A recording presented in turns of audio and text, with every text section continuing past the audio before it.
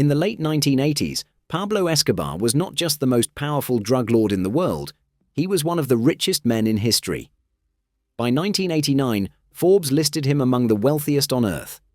His empire was so vast that $420 million in small bills arrived every single week.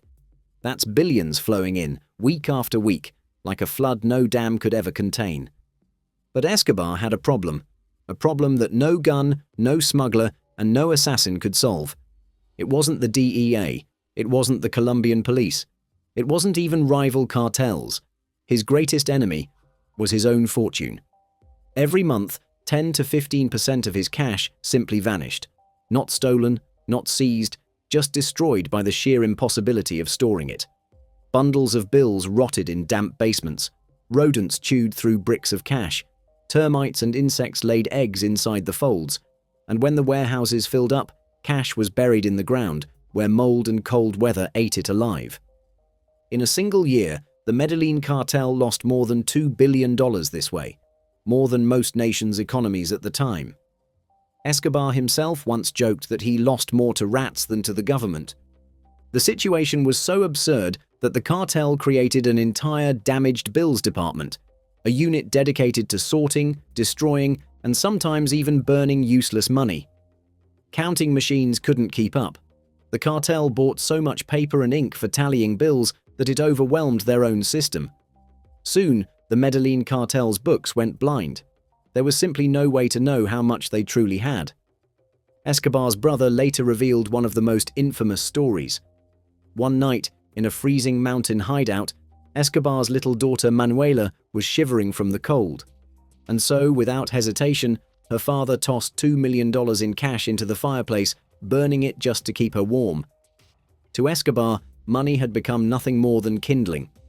Imagine this: billions stored in secret houses, guarded by assassins, yet inside those bundles were cockroaches, worms, and decay. Money was fuel. Money was garbage. Money was literally turning to dust in his hands. And yet, Escobar did not die poor. When he was gunned down in Medellin in 1993, he still had millions flowing through his empire. But he died without ever knowing how much he truly had. Even today, it's believed that over $500 million remains buried across Colombia, hidden in walls, buried under farms, stashed in forgotten safe houses. Some of it is still being dug up by farmers, construction workers, even treasure hunters. But much of it is gone forever, rotted, burned, consumed by time. Escobar's story carries a strange, haunting truth. For years, his biggest battle wasn't law enforcement. It wasn't the DEA's manhunt. It wasn't even the endless war with rivals. His true struggle was with his own wealth. Because when you have more money than you can possibly count, protect, or spend, it begins to consume itself.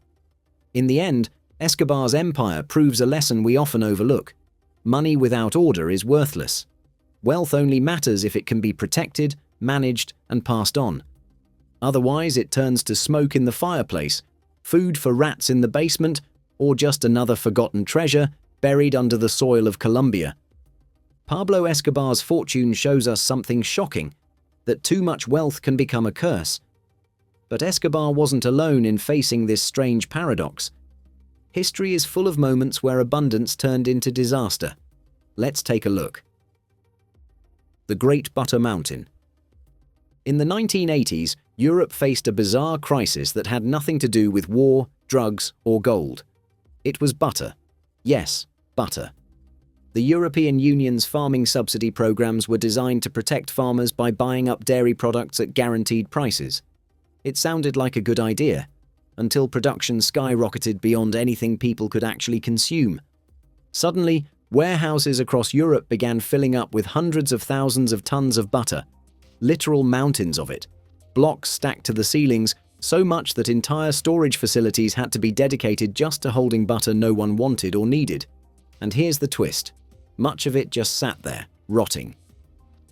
The Butter Mountain, as newspapers called it, became a symbol of bureaucratic excess.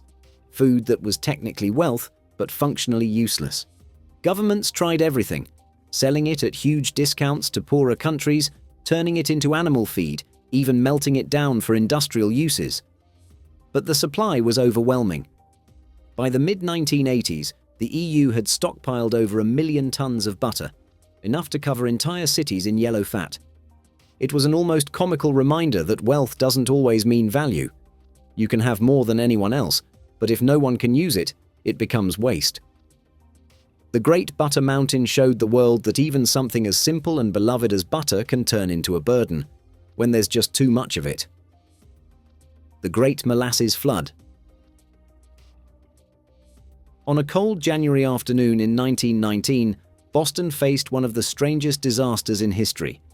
It wasn't a fire, or a storm, or even an earthquake. It was molasses. In the city's north end stood a giant steel tank, 50 feet tall, holding more than 2 million gallons of thick, sticky molasses. The syrup was meant for making industrial alcohol, but the tank was poorly built, leaking and groaning for months. Nobody listened. Then, on January 15th, the inevitable happened. With a sound like an explosion, the tank ruptured. In an instant, a dark, glistening wave of molasses rushed into the streets, 25 feet high, moving at nearly 35 miles per hour.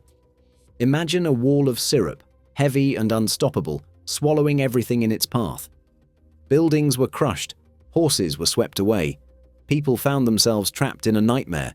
The molasses hardened as it cooled, sucking them down like quicksand. 21 people were killed and more than 100 injured. Rescue efforts were horrific. Firefighters had to wade through waist-deep syrup. It clung to everything: skin, clothes, equipment, making movement nearly impossible. For weeks afterward, the city smelled of molasses. Even decades later, old-timers swore that on hot summer days, you could still catch the scent of sweetness in the air. The Great Molasses Flood became a dark reminder that even the most harmless things can turn deadly in excess.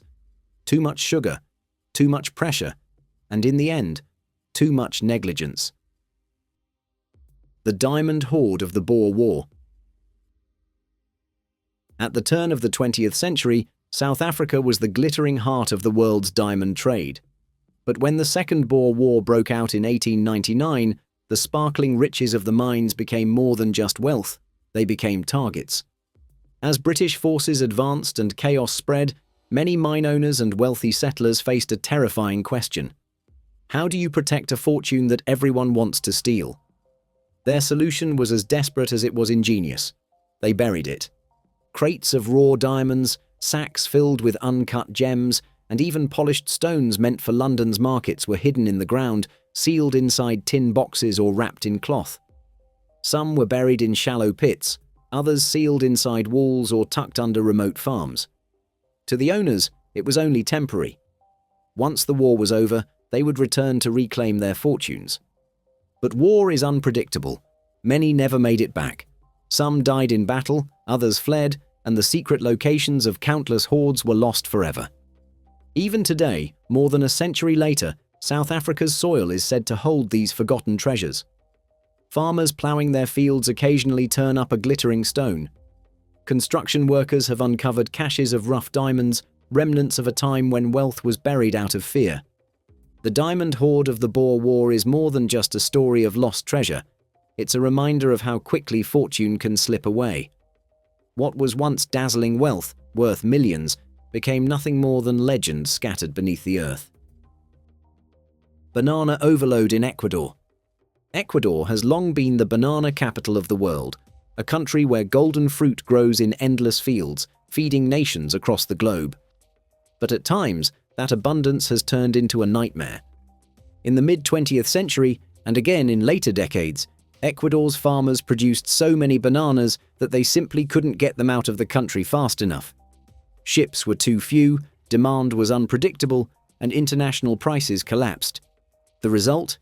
Millions of bananas rotting in heaps under the tropical sun. Entire harvests, perfectly edible, were left to decay on the ground. Mountains of fruit turned black, swarmed by insects, a sticky, sour smell hanging over the plantations. For the farmers, it was devastating. Bananas that once meant survival became worthless overnight. Governments tried to stabilize prices, but the cycle repeated itself: boom and bust, abundance and waste. The tragedy was not just economic, but human. While families in Ecuador watched their livelihoods rot away, people in other parts of the world went hungry.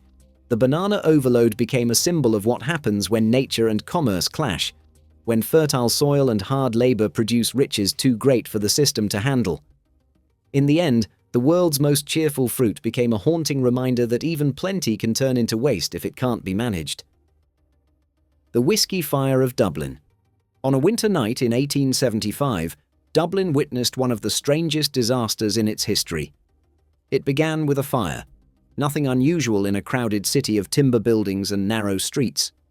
But this blaze wasn't fueled by wood or coal. It was fueled by whiskey.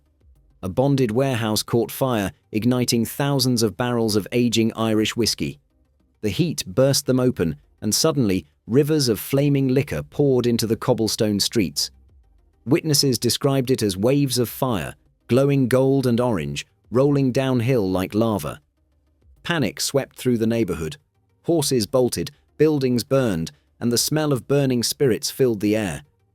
But then came the most surreal sight of all: crowds of locals rushing into the streets, not to escape, but to drink. People scooped whiskey from the gutters with pots, pans, even their bare hands. Some used hats as makeshift cups. They saw not danger, but opportunity. Free whiskey flowing through the streets of Dublin. But the price was deadly. Many who drank the fiery liquor fell sick. Dozens died, not from the flames, but from alcohol poisoning after consuming raw contaminated spirits. By the time the fire was finally contained, much of the neighborhood was in ruins. The disaster was remembered not only for its destruction, but for its bizarre irony, a tragedy where people drowned not in water, but in whiskey. The Whiskey Fire of Dublin became a grim reminder that even something celebrated, even something loved, can turn lethal when it comes in overwhelming waves. The Amber Room Mystery, World War II. It was called the Eighth Wonder of the World, a room unlike anything else on Earth. Built in the 18th century in Russia's Catherine Palace, the Amber Room was a chamber whose very walls shimmered with panels of golden amber, decorated with gold leaf and priceless mirrors. It was not just a room, it was a treasure, glowing with a warmth that seemed almost otherworldly. But during World War II, beauty became a target. When Nazi forces invaded the Soviet Union in 1941, they dismantled the Amber Room piece by piece. Tons of amber, gilded carvings, and ornaments carefully packed into crates and shipped to Königsberg, in present-day Germany. For a time, the Amber Room was put on display, a stolen jewel flaunted by the Reich. But as the war turned and bombs rained down on Germany, it vanished. The crates disappeared. The room that once glowed with golden light slipped into the shadows of history. What happened to it? That's the mystery. Some believe it was destroyed in Allied bombings. Others say it was hidden deep underground, sealed in mines, or sunk in the Baltic Sea. Treasure hunters have searched for decades, in bunkers, in caves, even in sunken ships. Every so often, a piece of amber, a mosaic, or a panel surfaces, fueling the legend. But the complete Amber Room? It has never been found.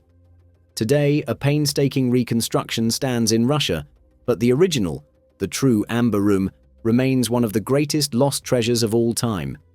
Proof that sometimes, even beauty too great to be measured can vanish forever. China's Grain Mountains. In the late 1950s, Mao Zedong launched the Great Leap Forward, a campaign meant to transform China into a global superpower through rapid industrialization and farming reforms. On paper, it promised abundance. In reality, it became one of history's darkest tragedies. Local officials, desperate to impress the leadership, falsified crop reports, claiming harvests far greater than reality. The central government, believing the numbers, seized grain in massive quantities. Warehouses filled to the brim with rice and wheat, mountains of food stacked higher than anyone could count. But there was a cruel irony. While storehouses overflowed, millions of people in the countryside starved. Grain rotted in silos, spoiled by damp air, insects, and neglect. Families who had grown the crops often couldn't eat them. Farmers died of hunger just miles away from warehouses full of food. The waste was staggering. Entire shipments spoiled before they could be distributed. Rats thrived while villages collapsed. Estimates suggest that tens of millions perished in the famine, not because food didn't exist, but because it was mismanaged, hoarded, and left to rot. The grain mountains of China remain one of history's most haunting examples of misplaced wealth. It wasn't greed that destroyed it, but lies, bureaucracy, and the terrible power of numbers on paper outweighing reality on the ground. It proved a bitter truth: abundance without wisdom is just another form of destruction. The oil lakes of Kuwait. In 1991, as Iraqi forces retreated from Kuwait during the Gulf War, they unleashed one of the greatest environmental catastrophes in human history. Their weapon was not bombs or bullets, it was oil. Over 600 Kuwaiti oil wells were set ablaze. Black plumes of smoke choked the skies, turning day into night. The fires burned for months, blotting out the sun, covering entire cities in ash and soot. But the disaster didn't end in the air. As the wells spewed fire, crude oil gushed unchecked across the desert. It pooled into massive toxic lakes, more than 300 of them, each one a shimmering black mirror stretching for acres. Millions of barrels of oil, once the lifeblood of Kuwait's wealth, lay wasted on the sand. These weren't natural lakes. They were deadly swamps. Birds that landed never took off again. Camels and desert animals sank into the sludge. The desert floor, once golden, became a landscape of poison. The cost was staggering, not just in money, but in lives and in nature. The fires raged until heroic firefighters from around the world finally brought them under control. But the oil lakes remained, seeping into the soil, contaminating water, and staining the land for decades. It was a cruel irony. The very substance that had made Kuwait rich became the weapon that scarred it. Too much oil, unleashed all at once, turned the desert into a graveyard. The oil lakes of Kuwait showed that sometimes wealth, when twisted by war, can become more destructive than any bomb. The Coca-Cola Lake Incident. In the lush highlands of Chiapas, Mexico, water should have been plentiful. Rivers wound through the valleys, and rain fell across the mountains. But by 2013, something strange and troubling had taken hold of the villages there. Coca-Cola had become cheaper than water. Thanks to powerful bottling plants and aggressive marketing, Coke was everywhere, in shops, in schools, even in tiny villages far from the city. A bottle of soda cost less than a bottle of clean drinking water. For families living in poverty, the choice seemed obvious. Children drank Coke with breakfast, farmers quenched their thirst with Coke in the fields, and elders sipped it daily as if it were medicine. But abundance turned toxic. Health officials began to see the results: skyrocketing rates of diabetes, obesity, and malnutrition. Villages that once thrived on traditional food and fresh water now faced a crisis of sugar. Teeth rotted, bodies weakened, and entire communities fell victim to a product that had become too cheap to resist. Some locals even began using Coke in religious rituals, treating it as a sacred offering, proof that it wasn't just a drink anymore, it was part of daily life. But beneath the fizz and sweetness lay a silent epidemic. The Coca-Cola Lake of Chiapas wasn't a literal flood, like Boston's Molasses or Dublin's whiskey. It was a flood of sugar, invisible but just as deadly. Too much sweetness, too much profit, and far too little sense.